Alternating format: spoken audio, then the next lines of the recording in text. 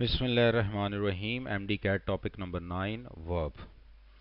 Verb सबसे पहले हम वर्ब को डिफाइन करेंगे। वर्ब एक ऐसा वर्ड होता है जो एक्सप्रेस करता है किसी एक्शन को। लाइक अगर हम इन एग्जांपल्स में देखें तो लेट्स रन, रन जो है ये एक्शन है तो ये भी वर्ब हुआ। कॉल ये भी वर्ब हुआ क्योंकि ये भी एक्शन है। जंप्स ये भी एक्शन है तो ये भी वर्ब हुआ। और टेक्स भी वर्ब है।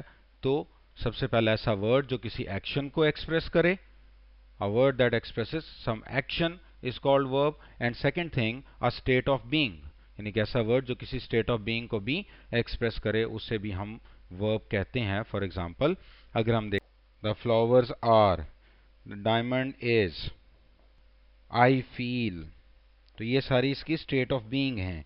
तो वो वर्ड जो किसी एक्शन या स्टेट ऑफ बीइंग को एक्सप्रेस करेगा वो वर्ब कहलाएगा।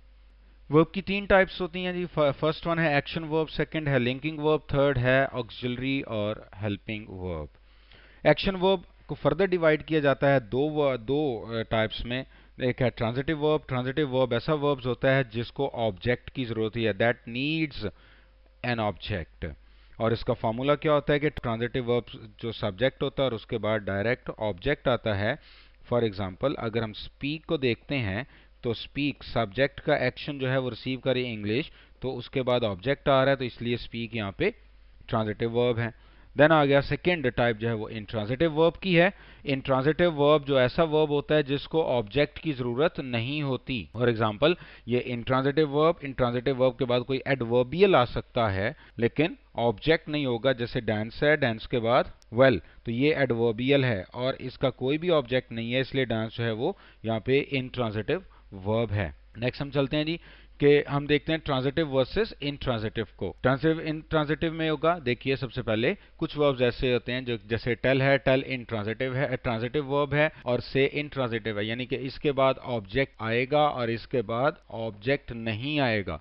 फॉर एग्जांपल राशि said that he was tired, said के बाद ऑब्जेक्ट नहीं है, जबकि राशि टोल्ड के बाद जमाल लिखा हुआ है तो ये ऑब्जेक्ट आ गया, इसलिए ये ट्रांजिटिव वर्ब बना। एमसीक्यू में हम जाते हैं। I ask him if he want it today but he told to leave it till tomorrow. अब अगर हम यहाँ पे देखें टोल्ड को, सी ऑप्शन, इसके बाद देर इज नो ऑब्जेक्ट। अगर ऑब्जेक्ट नहीं है तो फिर यहाँ पे टोल्ड रॉन्ग है क्योंकि टेल के बाद ऑब्जेक्ट आना चाहिए, जबकि से के बाद ऑब्जेक्ट नहीं आता। तो यहाँ पे चूंकि ऑब्जेक्ट नहीं है, to leave is not object, तो ऑब्जेक्ट नहीं है तो इसलिए यहाँ पे ये टोल्ड रॉन्ग है। यहाँ पे से या सेड आएगा, यहाँ पे सेड आएगा, इसलिए सी ऑप्शन जो हमारा आंसर बनेगा। नेक्स्ट हम चलते हैं जी राइज और रेस। रेस ट्रांजिटिव है, इसके बाद ऑब्जेक्ट आएगा, और राइज इंट्रांजिटिव है, इसके बाद ऑब्जेक्ट नहीं आएगा। जैसे मानी रेजेस हिज वॉइस, अब ये ऑब्जेक्ट जो है रेजेस हमें बताएगा कि इसके बाद ऑब्जेक्ट आना चाहिए था, जबकि the air rises, the hot air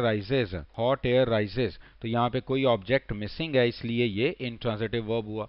हम एमसीक्यू देखते हैं। The Kings man were rising the draw bridge when it collapsed. अब अगर हम बीटा ऑप्शन पे जाएं जहां पे राइजिंग और रेजिंग आना चाहिए था, हमने ये चेक करना है वेदर ये ट्रांजिटिव है या इंट्रांजिटिव है। अगर हम देखें यहाँ पे तो ये ऑब्जेक्ट है, इट मींस कि यहाँ पे कोई ट्रांजिटिव वर्ब आना चाहिए था इस जगह पे, तो इसलिए राइजिंग इंट्रांजिटिव है, तो ये बीटा हमारा ऑप्शन है चूंकि यहाँ पे रेजिंग लिखा जाना चाहिए था। नेक्स्ट आ गया ले और लाए। ले के बाद ऑब्जेक्ट लगेगा क्योंकि ये ट्रांजिटिव है, और इसके बाद ऑब्जेक्ट नहीं लगेगा क्योंकि ये इंट्रांजिटिव है। जैसे ले द ट्रे, ये ऑब्जेक्ट और ये ले object transitive. Lie on the beach, ये एडवर्बियल है, प्रपोजिशनल फ्रेज जो है एडवर्ब का फंक्शन देता है, तो इसलिए ये इंट्रांजिटिव। तो इस तरह से जो है वो लाई इंट्रांजिटिव हुआ और ले ट्रांजिटिव है।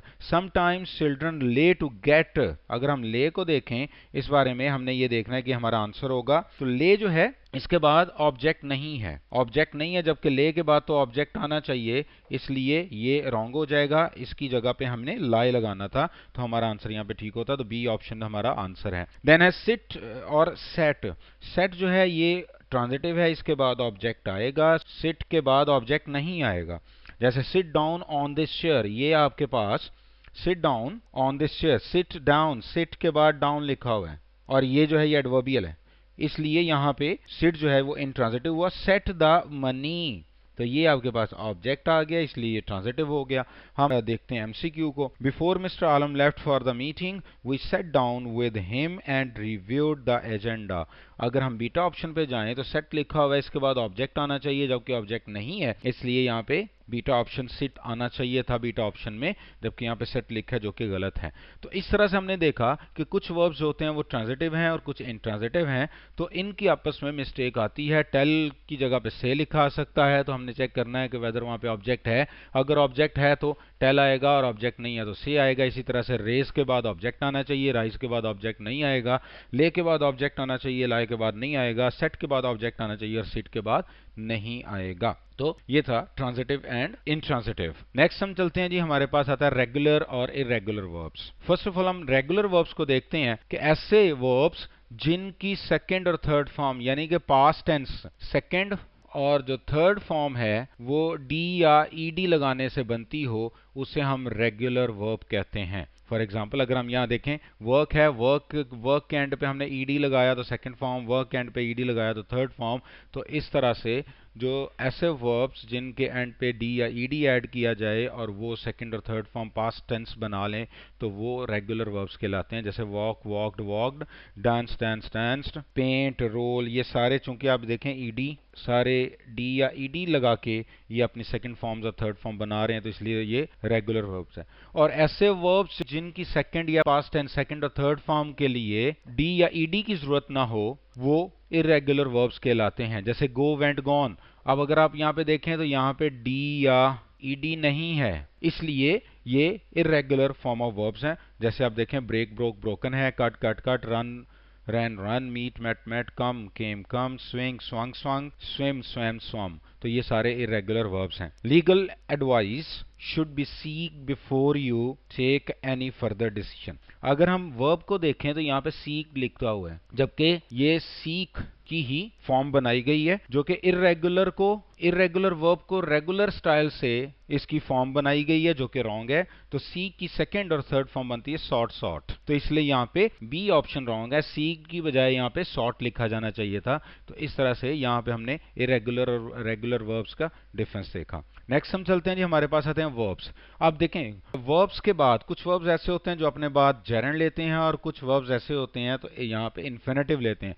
तो यहाँ हम पढ़ेंगे कि कौन से ऐसे वर्ब्स हैं जिनके बाद जेरेंड आएगा। जेरेंड मीन वर्ब की फर्स्ट फॉर्म प्लस आईएनजी जो कि नाउन के तौर पे यूज हो, उसको जेरेंड कहते हैं। और इन्फिनेटिव जो होता है वो टू प्लस वर्ब की फर्स्ट फॉर्म, ये इन्फिनेटिव होता है। तो अब हमने यह देखना है कि कौन से ऐसे वर्ब्स हैं जो जिनके बाद जेरेंड यूज होता है और कौन से वर्ब्स हैं जिनके बाद इन्फिनेटिव यूज होता है। तो सबसे पहले हम देखते हैं जेरेंड कहां पे यूज होगा। जेरेंड कुछ after number 1 after certain verbs, कुछ वर्ब्स होंगे जिनके बाद जेरेंड यूज होगा। फॉर एग्जांपल जैसे एडमिट है, avoid, consider, deny, dislike, enjoy, finish, hate, keep, like, love, इनके बाद आप ING form of verb mean के जेरेंड यूज करेंगे। फॉर एग्जांपल अगर हमें एमसीक्यू देखें, they loved to meet people on their trip around Italy. अगर हम यहाँ पे देखें हमारे पास वर्ब आ गया एंजॉय। एंजॉय के बाद अगर हम अल्फा ऑप्शन देखें तो यहाँ पे हमारे पास जेरेंड आना चाहिए था, जबकि यहाँ पे infinitive two plus first form लिखी हुई है, तो ये रॉन्ग है। इसलिए हमारा ऑप्शन ए ऑप्शन, तो यहाँ पे मीट की बजाय टू मीट की बजाय यहाँ पे मीटिंग होना चाहिए था। नंबर 2 पे अगर देखें तो आफ्टर सर्टेन एक्सप्रेशंस, ऐसे कुछ ऐसे एक्सप्रेशंस होते हैं जिनके बाद हम जेरेंड यूज करते हैं। वो कौन कौन से हो सकते हैं? वो बी फेड अप विद होगा, कैंट हेल्प है, कैंट स्टैंड है, get use to, be use to, feel like, give up, it's no use, look forward to, would mind, don't mind, be fond of. इनके बाद आपने gerund mean ING form of verb use करनी है। I can't help think, अगर हम can't help को देखें तो आगे ए ऑप्शन फिर हमारी गलत हो रही है, क्योंकि यहाँ पे इन्फिनेटिव है, तो ये इन्फिनेटिव बिल्कुल गलत है। यहाँ पे आईएनजी फॉर्म मीन जेरेंड आना चाहिए था। I can't help thinking that he was hiding something. और नंबर 3 पे हम देखते हैं कि gerund just after prepositions, preposition के बाद जो है वो हमेशा जेरेंड यूज होता है। जैसे interest interested in instead of, good at, before, after, इनके बाद भी हम जेरेंड ही यूज करेंगे। For example, she was thinking about to go. अब अबाउट हमारे पास जो है ये प्रेपोजिशन है, तो इसके बाद आईएनजी फॉर्म आनी चाहिए थी, जबकि यहाँ पे टू प्लस फर्स्ट फॉर्म है, इसलिए यहाँ पे टू गो की बजाय गोइंग होता, तो ये सही होता, इसलिए बी ऑप्शन हमारा आंसर बनेगा। नेक्स्ट हम चलते हैं जी, कुछ वर्ब्स ऐसे होते हैं जिनके बाद इन्फिनेटिव और जेरेंड दोनों ही आ सकते हैं। पीछे हमने पढ़ा कि वर्ब्स जिनके बाद सिर्फ जेरेंड आएंगे और कहां पे आएंगे वो भी हमने देखा, लेकिन अब हम डिस्कस करने जा रहे हैं कि कुछ वर्ब्स ऐसे होते हैं जिनके बाद इन्फिनेटिव और जेरेंड दोनों ही आ सकते हैं। फिर हम उसको दो कैटेगरीज में डिवाइड करते हैं। एक तो ये है कि आप जेरेंड भी यूज करें उस वर्ब के बाद, या आप इन्फिनेटिव यूज करें, like begin, start, intend, continue, hate, like, love, in, prefer, तो इनके बाद with no difference in meaning, ये बिल्कुल इनका कोई मीनिंग में डिफरेंस नहीं। It started to rain, it started raining, तो ये with no difference in meaning के साथ आ सकते हैं। लेकिन बाज़ औक़ात ऐसा होता है कि वर्ब्स के बाद इन्फिनेटिव या जेरेंड यूज हो तो उसमें उनके मीनिंग में चेंज आना शुरू हो जाती है, तो वो हम देखते हैं कौन कौन से हैं। जैसे फॉरगेट है, गो ऑन, मीन, रिग्रेट और रिमेंबर एंड सो ऑन। तो अगर इनके बाद जेरेंड यूज किया जाए तो उस सेंटेंस का मीनिंग कुछ और होगा, और अगर इनके बाद इन्फिनेटिव यूज किया जाए तो उसका मीनिंग कुछ और होगा। लाइक हम फॉरगेट को लेते हैं, फॉरगेट के बाद अगर इन्फिनेटिव यूज हो, फॉरगेट के बाद अगर इन्फिनेटिव यूज हो तो फिर लुक इनटू द फ्यूचर, तो इन्फिनेटिव के लिए हम फ्यूचर को देखते हैं, तो don't forget to spend money on the tickets. अब यहां पे देखें फॉरगेट के बाद टू स्पेंड आ चुका है, ये फ्यूचर के लिए है। और look back into the past, अगर हम प्रीवियस एलिमेंट्स को देखते हैं तो फिर हम जेरेंड लगाते हैं, जैसे he never forget spending so much money on his first computer, तो ये उसने स्पेंडिंग आ चुका है, इसका मतलब ये पास्ट है, यानी कि आप इन्फिनेटिव के लिए फ्यूचर और जेरेंड के लिए पास्ट, अगर कोई एक्शन फ्यूचर की तरफ रेफर करे तो उसके लिए इन्फिनेटिव, और अगर पास्ट की तरफ रेफर करे तो उसके लिए जेरेंड होगा, जैसे कि हमने फॉरगेट में देखा। तो इस यहाँ पे हमने डिस्कस किया कुछ वर्ब्स होते हैं जिनके बाद इन्फिनेटिव और जेरेंड दोनों ही आ सकते हैं, तो उनके फिर दो कैटेगरीज बनी। कुछ के ऐसे वर्ब्स हैं जिनके बाद इन्फिनेटिव लगाएं, जेरेंड लगाएं, मीनिंग में कोई चेंज नहीं आता, और कुछ वर्ब्स ऐसे होते हैं जिनके बाद इन्फिनेटिव आए तो मीनिंग चेंज होगा, और जेरेंड आए तो उसका मीनिंग चेंज होगा। नेक्स्ट हम चलते हैं जी, हमारे पास नेक्स्ट आ गया इन्फिनेटिव। हम पढ़ेंगे हम वर्ब के बाद इन्फिनेटिव, वर्ब के बाद इन्फिनेटिव का यूज। सबसे पहले हम पीछे प्रीवियस में जेरेंड पढ़ चुके हैं, अब देखेंगे कि हम कौन कौन से ऐसे वर्ब्स हैं जहां पे हम इन्फिनेटिव, जिनके बाद हम इन्फिनेटिव यूज करेंगे। फॉर एग्जांपल अगर हम यहाँ पे देखें नंबर 1 पे, तो कुछ एडजेक्टिव्स और एडवर्ब्स ऐसे होंगे जिनके बाद इन्फिनेटिव यूज होगा, जैसे ग्लैड है, प्लीज है, डिसअपॉइंटेड है, इनफ है, टू है, इनके बाद इन्फिनेटिव यूज होगा।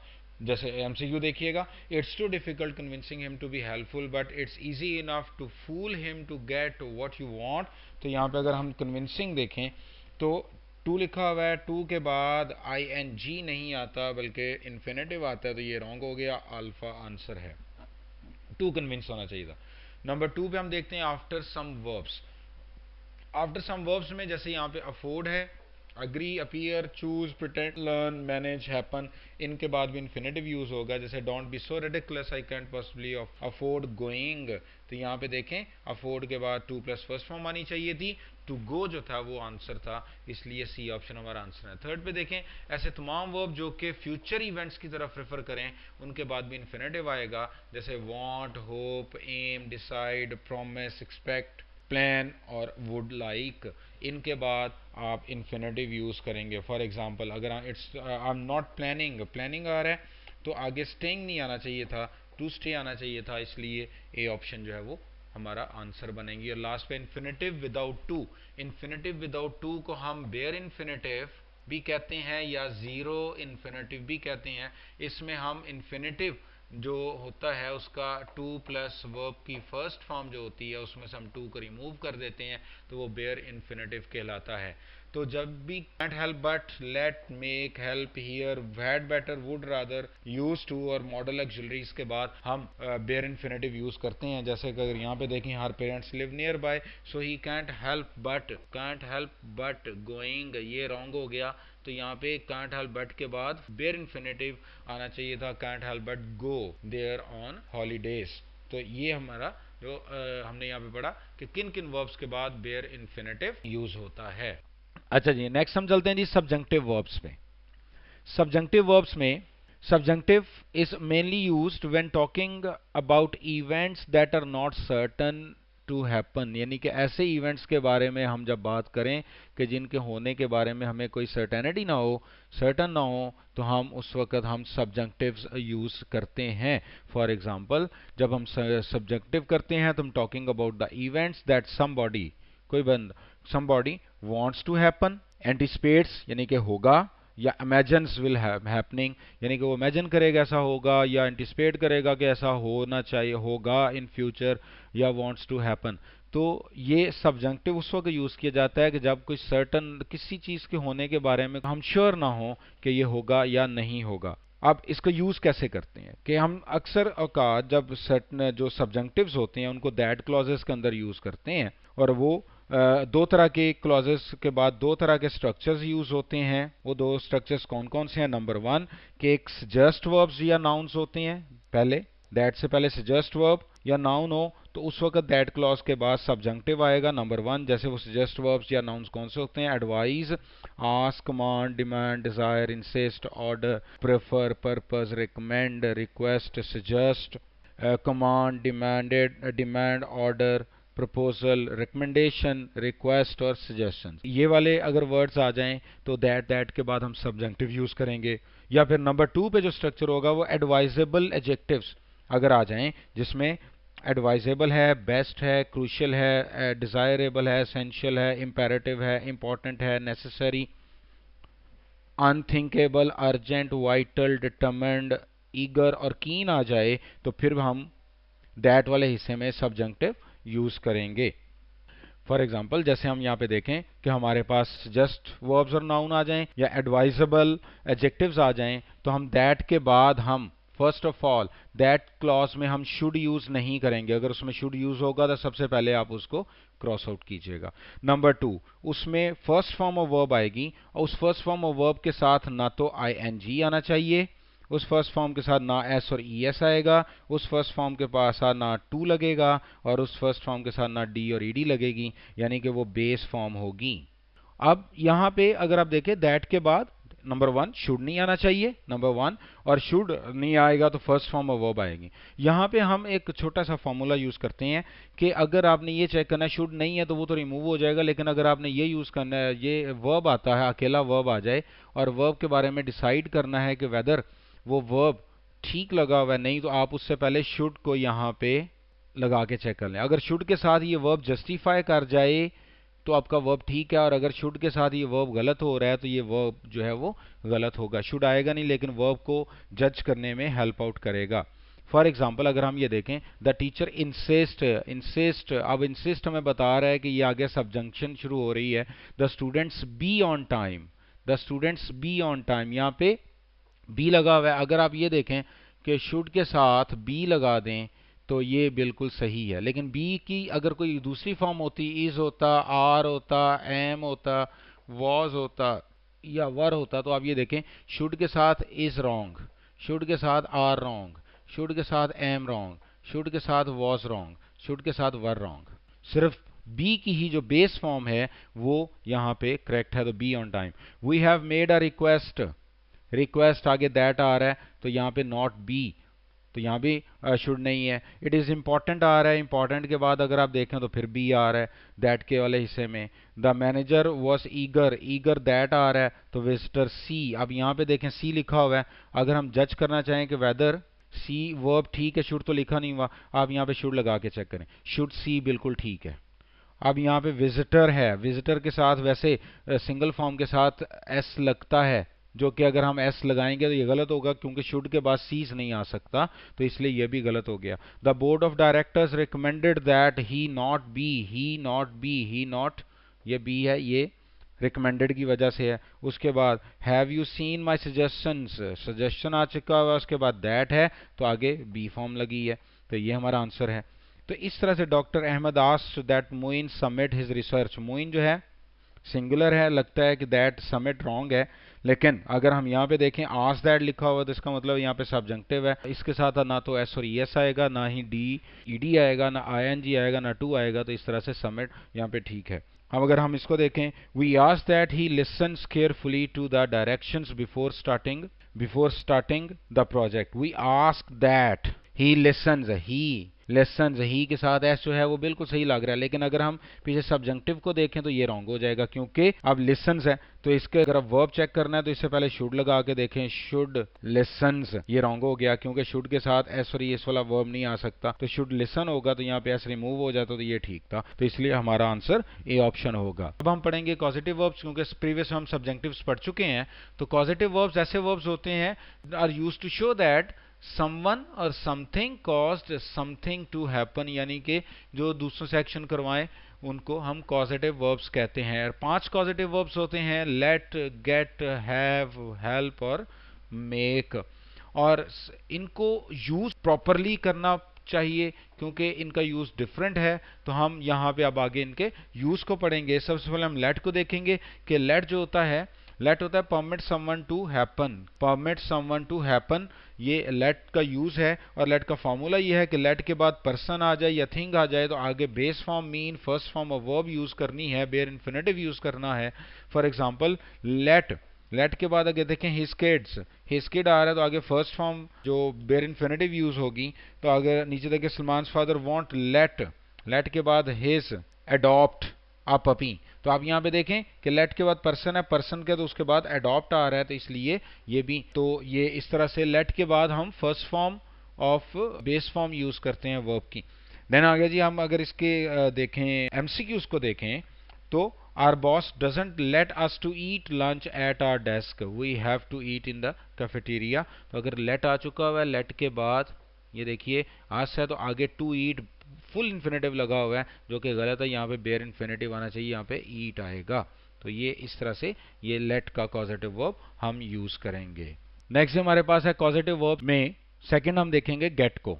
गेट में गेट यूज होता है कन्विंस करके या encourage someone to do something, किसी को कोई काम करवाना कन्विंस करके। और गेट के दो फार्मूले हैं। फर्स्ट फार्मूला ये है कि गेट के बाद पर्सन यूज होगा, और पर्सन यूज हो तो फिर फर्स्ट फॉर्म और 2 plus first form mean infinitive use होगा। और सेकंड ये है गेट के बाद अगर थिंग हो तो थिंग के बाद third form of verb use करेंगे। For example how can we get all the employees, यहाँ पे गेट है, गेट के बाद पर्सन है तो आगे 2 प्लस फर्स्ट फॉर्म आ रही है। My husband hates house work semicolon, I can never get him, get आ रहा है उसके बाद हिम पर्सन आ रहा है तो आगे टू वॉश आ गया। देन है जी she didn't get her teeth chewed, अब यहाँ पे देखें गेट है और आगे टीथ थिंग है, थिंग है तो आगे थर्ड फॉर्म ऑफ वर्ब। इसी तरह से I got the leaked roof fixed, अब गॉट आ रहा है और आगे लीक्ड रूफ जो है ये थिंग है तो फिर आगे थर्ड फॉर्म ऑफ वर्ब।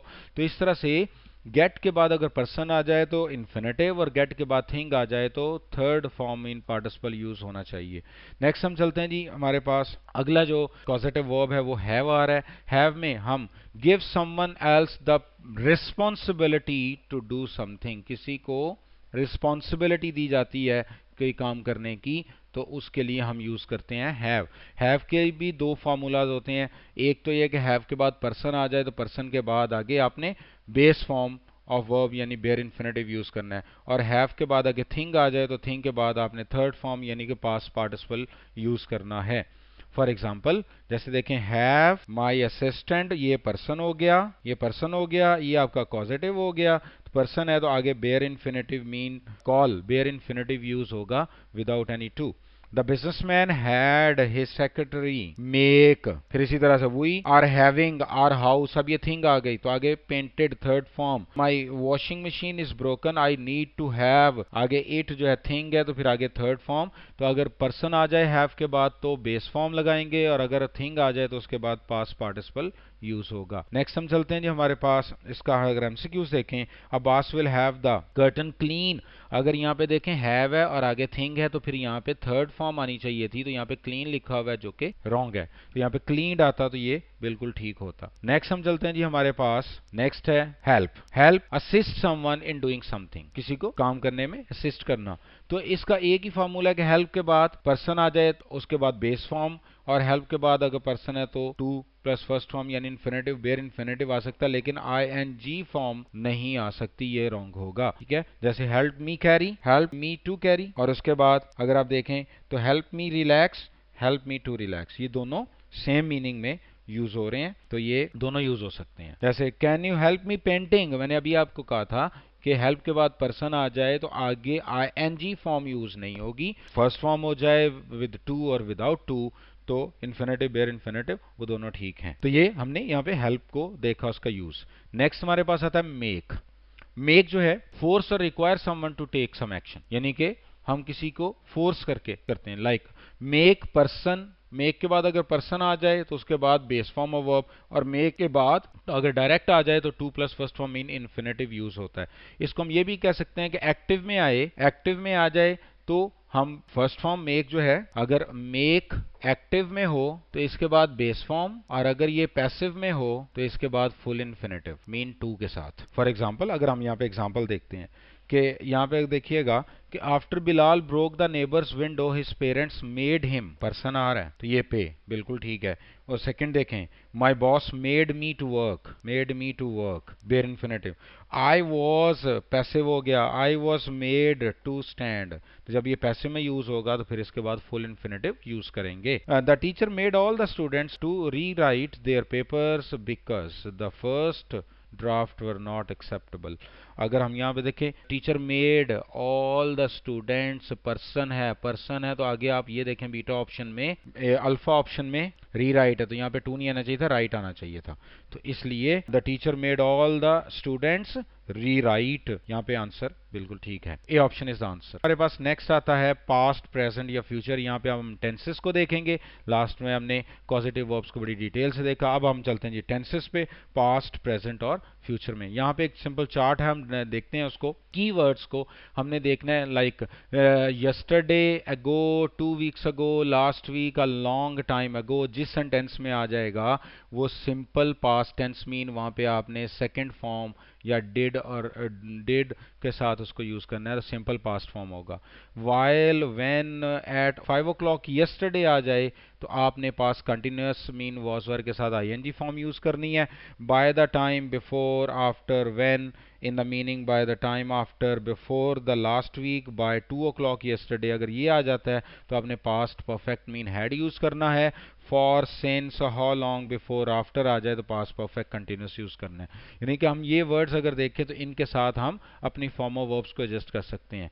इसी तरह से अगर हम देखें फ्यूचर में, तो सबसे पहले हम फ्यूचर सिंपल को देखते हैं, प्रेजेंट डेफिनेट को टुमारो, नेक्स्ट वीक, सून, अगर ये आ जाए तो आपने विल शैल के साथ फर्स्ट फॉर्म लगानी है। फ्यूचर कंटिन्यूअस में क्या आएगा, एट से 3 tomorrow, at this time tomorrow, तो ये future continuous will be shall be use होगा। और फिर आ गया by the end of the this year, by this time tomorrow, in 2 years time, in July next year, in another 5 months, ये आ जाए तो फिर आपने फ्यूचर परफेक्ट यूज करना है मीन विल शैल हैव के साथ थर्ड फॉर्म। और अगर फॉर, बाय द टाइम आ जाए तो future continuous perfect continuous tense use होगा। और इसी तरह से अगर हम प्रेजेंट को देखते हैं तो प्रेजेंट सिंपल, प्रेजेंट डेफिनेट में every day, usually, always, some time, rarely, इस तरह के वर्ड्स आ जाएं तो आपने हमेशा फर्स्ट फॉर्म एस और एस के साथ यूज करनी है या डू डस का इस्तेमाल करना है। और अगर now, at, the moment, currently, this month, this year, tomorrow का अगर आ जाता है तो फिर आप प्रेजेंट कंटिन्यूअस आर एम के साथ आईएनजी फॉर्म यूज करेंगे। उसके बाद अगर आप परफेक्ट को देखते हैं, just, already, yet, ever, never, once, twice, several times, always, by now, up to now, so far, before, before, recently, lately, अगर ये वर्ड्स आते हैं तो फिर आपने हैज हैव के साथ थर्ड फॉर्म यूज करनी है। और अगर परफेक्ट कंटिन्यूअस आ जाए तो for an hour, for a week, all day, all morning, for year, since, how long, ये आ जाए तो आपने present continuous mean has have के साथ आया, हैज हैव के साथ बीन और फिर थर्ड फॉर्म यूज करनी है। तो ये प्रेजेंट टेंसेस का एक ओवरऑल व्यू था कि कौन कौन से वर्ड्स अगर सेंटेंस के अंदर मिलें तो हम उनमें कौन सी फॉर्म लगा सकते हैं। नेक्स्ट चलते हैं जी। नेक्स्ट हमारे पास आता है वर्ब्स विदाउट प्रेपोजिशंस, के कुछ सर्टेन वर्ब्स ऐसे होते हैं कि जिनको अगर हम एज अ वर्ब यूज करें तो उनके बाद प्रेपोजिशन यूज नहीं होती। सबसे पहले लव है, I am sure he loves his kids, he love with करेंगे तो ये रॉन्ग हो जाएगा क्योंकि यहाँ पे विद नहीं आना, वर्ब आ रहा है लव्स, तो इसलिए के बाद कोई प्रेपोजिशन है। इस तरह लैक है, just lakhs a little confidence, lakhs of करेंगे तो वो रॉन्ग हो जाएगा यहाँ पे क्योंकि ये एज अ वर्ब यूज हो रहा है। Love as a noun use हो तो उसके बाद प्रेपोजिशन आ सकती है, lacks as a noun use हो तो उसके बाद प्रेपोजिशन आ सकती है। हेट, हेट भी सेम है, शी हेटेड द कोल्ड, कोई preposition यूज नहीं होगी। Attack, he attack the man. इसी तरह से resemble, resemble its mother, resemble with its mother होता तो वो रॉन्ग होता। फिर they finally reached the coast, cost, तो ये कोस्ट है तो ये भी आप देख सकते हैं। उसके बाद 7 में देखें ओबे है, तो ओबे के बाद एनी, हर आर है, तो इसके बाद भी आप नहीं लगा सकते। उसके बाद फिर आस्क है, आस्क मी के बाद डायरेक्ट ऑब्जेक्ट आएगा, preposition नहीं आएगी। ऑर्डर्ड, ऑर्डर के बाद सम पास्ता आ रहा है, ये भी ऑब्जेक्ट आएगा, preposition नहीं आएगी। मैरिज के बाद भी preposition नहीं आएगी, डायरेक्ट ऑब्जेक्ट आएगा। और एंटर के बाद भी preposition नहीं आएगी, डायरेक्ट जो नेक्स्ट आएगा। लेकिन अगर हम देखें तो अगर ये जो वर्ब्स हैं लाइक लव है, लैक है, हेट है, अटैक, रिजेंबल, रीच, अबे, आस्क, ऑर्डर, अगर ये नाउन के तौर पे आ जाएं तो इनके बाद preposition यूज हो सकती है। और अगर मैरी जो है, मैरी अगर एक्टिव में हो तो इसके बाद preposition यूज नहीं होगी। अगर ये पैसिव में आ जाए, यानी कि अगर गेट मैरिड हो तो तब भी इसके बाद टू आ सकता है, और अगर बी मैरिड हो तो भी टू आ सकता है। तो यानी कि अगर पैसिव में यूज हो तो फिर हम मैरी के बाद टू यूज कर सकते हैं, और एक्टिव में हो तो मैरी के बाद कोई preposition यूज नहीं होगी। लेकिन अगर एंटर से अगर मीन दाखिल होना है तो फिर हम एंटर के बाद कोई preposition यूज नहीं होगा। लेकिन अगर एंटर से मीन कंपटीशन है तो फिर हम एंटर के बाद इनटू की preposition यूज कर सकते हैं। तो यहाँ पे हमने verbs विदाउट prepositions पढ़ा। Thank you very much. Further practice के लिए आप MD CAD practice book use कर सकते हैं।